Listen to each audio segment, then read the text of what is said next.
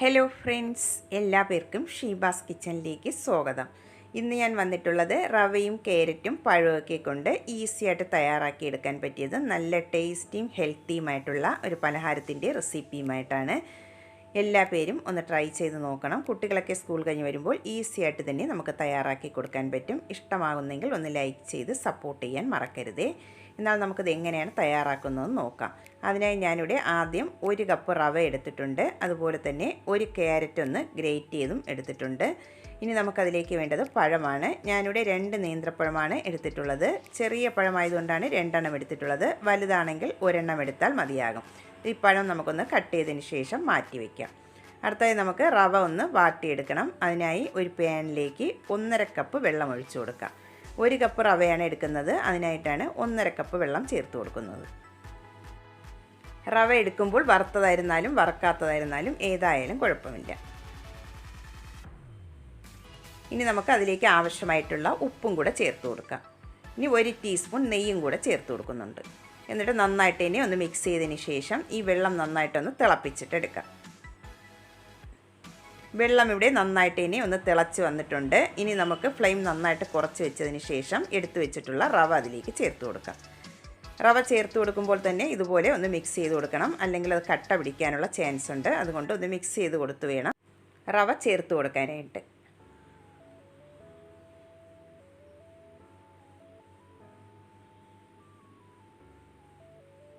റവ ചേർത്തതിന് ശേഷം കൈ എടുക്കാതെ തന്നെ നന്നായിട്ട് ഇതുപോലെ ഒന്ന് മിക്സ് ചെയ്ത് കൊടുക്കാം.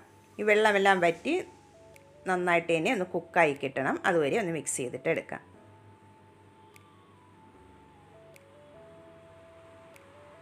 ഇതിവിടെ വെള്ളമെല്ലാം വറ്റി നന്നായിട്ട് തന്നെ റവ ഒന്ന് കുക്കായി വന്നിട്ടുണ്ട്. ഇനി നമുക്കിതൊന്ന് അടച്ച് വെച്ച് കൊടുക്കാം. ഇനി ഒന്ന് കുറച്ചൊന്ന് തണുത്ത് വരണം. നമുക്കിതൊന്ന് അടച്ച് വെച്ച് കൊടുക്കാം.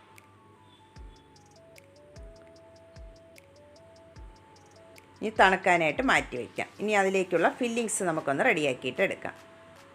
അതിനായി ഒരു പാൻ സ്റ്റൗവിലേക്ക് വെച്ച് കൊടുത്തിട്ടുണ്ട്. അതൊന്ന് ചൂടായി വന്നതിന് ശേഷം അതിലേക്ക് 2 ടീസ്പൂൺ നെയ്യ് ചേർത്ത് കൊടുക്കാം.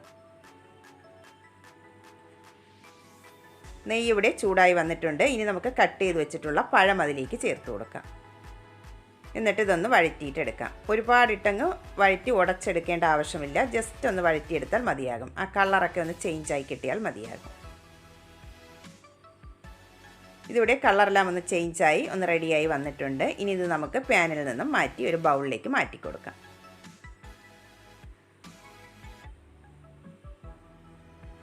ഇതിവിടെ മാറ്റിയെടുത്തിട്ടുണ്ട്. ഇനി അതേ പാനിലേക്ക് തന്നെ നമുക്ക് ഗ്രേറ്റ് ചെയ്ത് വെച്ചിട്ടുള്ള ക്യാരറ്റും കൂടെ ചേർത്ത് ഒന്ന് വഴറ്റിയിട്ടെടുക്കാം. ആ ക്യാരറ്റിൻ്റെ പച്ച ടേസ്റ്റ് മാറുന്നത് വരെ ഒന്ന് വഴറ്റിയെടുത്താൽ മതിയാകും.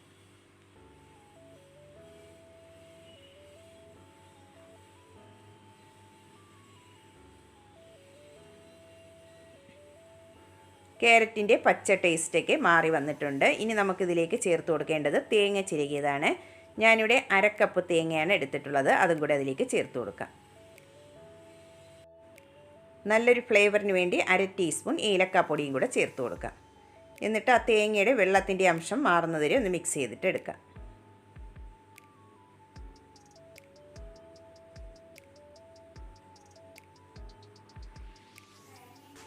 നന്നായിട്ട് തന്നെ ഇവിടെ മിക്സ് ചെയ്തെടുത്തിട്ടുണ്ട്. ഇനി നമുക്കതിലേക്ക് മധുരത്തിന് ആവശ്യമായിട്ടുള്ള ശർക്കര ചേർത്ത് കൊടുക്കാം. ഞാനിവിടെ 1/3 കപ്പ് ശർക്കരയാണ് ചേർത്ത് കൊടുക്കുന്നത്. പൊടിച്ച ശർക്കരയാണ് എടുത്തിട്ടുള്ളത്. കല്ലൊക്കെയുള്ള ശർക്കരയാണെങ്കിൽ ഒന്ന് അരിച്ചിട്ട് വേണം. 2 ടേബിൾ സ്പൂൺ വെള്ളം ഒഴിച്ച് ഒന്ന് മെൽറ്റാക്കിയിട്ട് ഒന്ന് അരിച്ചിട്ട് വേണം ഇതിലേക്ക് ചേർത്ത് കൊടുക്കാനായിട്ട്. ഞാനിവിടെ കല്ലില്ലാത്ത ശർക്കര ആയതുകൊണ്ടാണ് ഡയറക്റ്റായിട്ട് അതിലേക്ക് ചേർത്ത് കൊടുത്തിട്ടുള്ളത്. ശർക്കരയും കൂടെ ചേർത്തതിന് ശേഷം നന്നായിട്ട് തന്നെ മിക്സ് ചെയ്തിട്ട് എടുക്കാം. ആ ശർക്കരയെല്ലാം ഒന്ന് മെൽറ്റായി നന്നായിട്ട് തന്നെ ഒന്ന് മിക്സായി വരണം. അതുവരെ ഇതുപോലെ ഒന്ന് മിക്സ് ചെയ്ത് കൊടുക്കാം. ശർക്കരയെല്ലാം നന്നായിട്ട് തന്നെ ഒന്ന് മെൽറ്റായി ഡ്രൈ ആയി വന്നിട്ടുണ്ട്. ഇനി നമുക്കതിലേക്ക് ലാസ്റ്റ് വഴറ്റി വെച്ചിട്ടുള്ള പഴവും കൂടെ ചേർത്ത് കൊടുക്കാം.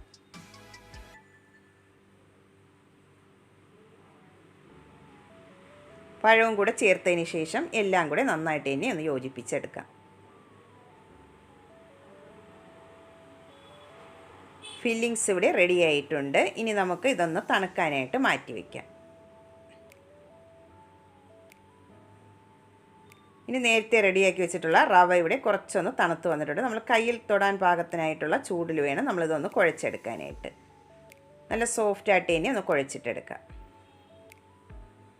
ഇതിവിടെ നല്ല സോഫ്റ്റായിട്ടൊന്ന് കുഴച്ചെടുത്തിട്ടുണ്ട്. ഇനി നമുക്കിതൊന്ന് പരത്തിയിട്ടെടുക്കണം. ഞാനിവിടെ ഒരു ചപ്പാത്തി പലകയിൽ വെച്ചാണ് പരത്തിയെടുക്കുന്നത്. അതിൽ കുറച്ച് ഓയിലൊന്ന് ബ്രഷ് ചെയ്ത് കൊടുക്കാം. ഒട്ടിപ്പിടിക്കാതിരിക്കാൻ വേണ്ടിയിട്ടാണ് ഓയിലൊന്ന് ബ്രഷ് ചെയ്ത് കൊടുക്കുന്നത്. റവ ആയതുകൊണ്ട് ഇത് ഒട്ടിപ്പിടിക്കാനുള്ള ചാൻസ് ഉണ്ട്. അതുകൊണ്ട് ഇതുപോലെ ഒന്ന് ഓയിലൊന്ന് ബ്രഷ് ചെയ്തിട്ട് വേണം പരത്തിയെടുക്കാനായിട്ട്. ഇനി നമുക്ക് കുറച്ച് മാവ് വീതം ഇതുപോലെ ബോൾസാക്കി എടുത്തതിന് ശേഷം നമുക്കിതൊന്ന് പരത്തിയിട്ടെടുക്കാം. ജസ്റ്റ് കൈ കൊണ്ടൊന്ന് പ്രസ് ചെയ്തതിന് ശേഷം പരത്തിയിട്ടെടുക്കാം. ഇതിന് പ്രത്യേകിച്ച് ഷേപ്പിൻ്റെ ഒന്നും ആവശ്യമില്ല. നമ്മളിത് പരത്തിയെടുത്തതിന് ശേഷം ഇത് കട്ട് ചെയ്തെടുക്കുന്നതാണ്. അതുകൊണ്ട് ഷേപ്പിൻ്റെ ഒന്നും ആവശ്യമില്ല. ജസ്റ്റ് ഒന്ന് പരത്തിയെടുത്താൽ മതിയാകും.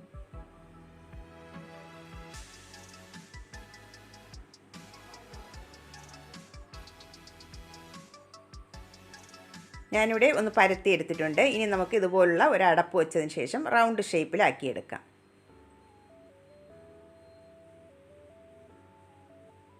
ബാക്കിയുള്ള മാവ് നമുക്കതിൽ നിന്ന് മാറ്റിയെടുക്കാം.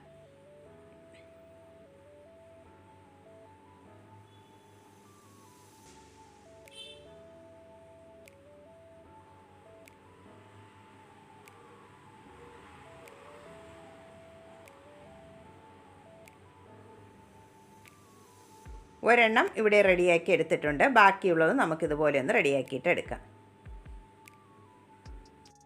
പരത്തിയെടുക്കുമ്പോൾ ഒരുപാട് തിന്നായിട്ട് പരത്തിയെടുക്കരുത്. കുറച്ചൊരു കട്ടിയോടുകൂടി വേണം പരത്തിയെടുക്കാനായിട്ട്. അല്ലെങ്കിൽ ഇത് പൊട്ടിപ്പോകാനുള്ള ചാൻസ് ഉണ്ട്. അതുകൊണ്ട് കുറച്ചൊരു കട്ടിയോടുകൂടി വേണം പരത്തിയെടുക്കാനായിട്ട്. എല്ലാം ഞാനിവിടെ ഒന്ന് പരത്തിയെടുത്തിട്ടുണ്ട്. ഇനി നമുക്ക് ഇതിലേക്ക് ഫില്ലിങ്സ് വെച്ച് ഒന്ന് റെഡിയാക്കിയിട്ട് എടുക്കാം. ഞാനിവിടെ ഒരെണ്ണം എടുത്തിട്ടുണ്ട്. ഇനി അതിലേക്ക് നമുക്ക് 2 സ്പൂൺ ഫില്ലിങ്സ് അതിലേക്ക് വെച്ച് കൊടുക്കാം. എന്നിട്ട് ഇത് അടയുടെ ഷേപ്പിലാണ് ഞാനിവിടെ റെഡിയാക്കി എടുക്കുന്നത്. നിങ്ങൾക്ക് ഇഷ്ടമുള്ള ഷേപ്പിൽ റെഡിയാക്കി എടുക്കാവുന്നതാണ്. ഞാനിവിടെ ഇതുപോലെ അട പോലെയാണ് ഒന്ന് റെഡിയാക്കി എടുക്കുന്നത്.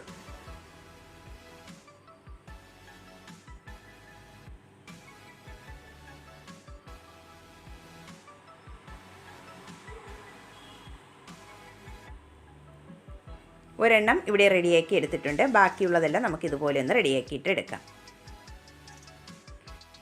എല്ലാം ഇവിടെ ഇതുപോലെ ഒന്ന് ഷേപ്പ് ചെയ്തെടുത്തിട്ടുണ്ട്. ഇനി നമ്മൾ ആവിയിലാണ് വേവിച്ചെടുക്കുന്നത്. അതിനായി സ്റ്റീമറിലേക്ക് വെള്ളം തിളപ്പിക്കാൻ വെച്ചിട്ടുണ്ടായിരുന്നു. വെള്ളം നന്നായിട്ട് തിളച്ച് വന്നിട്ടുണ്ട്. ഇനി ഫ്ലെയിം ഒന്ന് കുറച്ച് വെച്ചതിന് ശേഷം നമുക്കതിലേക്ക് കുറച്ച് ഓയിലൊന്ന് ഇതുപോലെ ഒന്ന് ബ്രഷ് ചെയ്ത് കൊടുക്കാം. അല്ലെങ്കിൽ റവ ആയതുകൊണ്ട് ഒട്ടിപ്പിടിക്കാനുള്ള ചാൻസ് ഉണ്ട്. അതുകൊണ്ട് നമുക്കിതുപോലെ കുറച്ച് ഓയിലൊന്ന് ബ്രഷ് ചെയ്തിട്ട് വേണം ഓരോന്നോരോന്നായി അതിലേക്ക് വെച്ച് കൊടുക്കാനായിട്ട്. ഫ്ലെയിം ഒന്ന് കുറച്ച് വെച്ചിട്ട് വേണം വെച്ച് കൊടുക്കാനായിട്ട്. അല്ലെങ്കിൽ ആവി കയ്യിൽ തട്ടും. അതുകൊണ്ട് ഫ്ലെയിം ഒന്ന് കുറച്ച് വെച്ചിട്ട് വേണം വെച്ച് കൊടുക്കാൻ. വാഴയില ഉണ്ടെങ്കിൽ അത് വെച്ചിട്ട് വെച്ച് കൊടുത്താലും മതിയാകും. എല്ലാം വെച്ചതിന് ശേഷം നമുക്കിനി അടച്ച് വെച്ച് കൊടുക്കാം. അടച്ച് വെച്ചിട്ട് ഒരു 10 മിനിറ്റ് ഇതൊന്ന് കുക്ക് ചെയ്തെടുത്താൽ മതിയാകും. ഓൾറെഡി ഇതെല്ലാം വെന്തിട്ടുള്ളതാണ്. അതുകൊണ്ട് ഒരു 10 മിനിറ്റ് ഇതൊന്ന് വേവിച്ചെടുത്താൽ മതിയാകും. ഇതിപ്പോൾ വേകാൻ വെച്ചിട്ട് 10 മിനിറ്റ് ആയിട്ടുണ്ട്. നമുക്ക് അടപ്പൊന്ന് തുറന്ന് നോക്കാം. ഇതിവിടെ നന്നായിട്ട് തന്നെ ഒന്ന് കുക്കായി വന്നിട്ടുണ്ട്. ഇനി ഇത് തണുത്തതിന് ശേഷം വേണം പ്ലേറ്റിലേക്ക് മാറ്റി കൊടുക്കാനായിട്ട്. ഇതിവിടെ നന്നായിട്ട് ഇനി ഒന്ന് തണുത്ത് വന്നിട്ടുണ്ട്. നമുക്കിനി ഇതിൽ നിന്നും ഒരെണ്ണം ഒന്ന് കട്ട് ചെയ്തിട്ട് നോക്കാം. നല്ല ടേസ്റ്റിയും ഹെൽത്തിയുമായിട്ടുള്ള പലഹാരമാണ്. കുട്ടികൾക്കൊക്കെ സ്കൂളിൽ കൊടുത്തുവിടാനായിരുന്നാലും വൈകിട്ട് ചായയുടെ കഴിക്കാനായിരുന്നാലും നല്ല ടേസ്റ്റി ആയിട്ടുള്ള പലഹാരമാണ്. എല്ലാവരും ഒന്ന് ട്രൈ ചെയ്ത് നോക്കണം. വീഡിയോ ഇഷ്ടമാകുന്നെങ്കിൽ ഒന്ന് ലൈക്ക് ചെയ്യാനും സബ്സ്ക്രൈബ്